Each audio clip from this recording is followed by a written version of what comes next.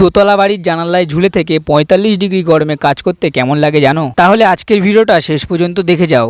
সকাল সকাল বেরিয়ে পড়েছে আজ বড় একটা কাজের জন্য। আজ একটা বাড়িতে লোহার জানালায় নতুন কাঁচ লাগাতে হবে। একটা দুটো নয়, প্রায় ৭ থেকে ৮টা লোহার জানালায় নতুন কাঁচ ফিটিং করতে হবে। কিন্তু আজকে রৌদ্র এতটাই গরম যে মনে হচ্ছে মাথার ওপরে আগুন পড়ছে।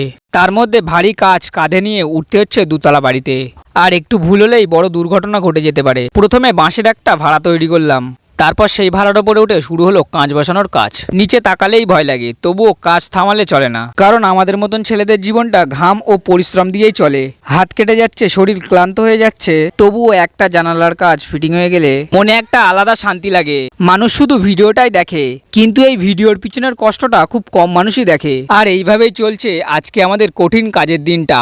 তবুও দিনের শেষে মুখে একটা হাসি রাখি, কারণ শেষ ভালো যার সব ভালো তার। আর এই কাজের ভিডিওটা অনেকটাই বড়, সেই জন্য পরের ব্লগে আমি তোমাদের পুরো গল্পটাই বলবো।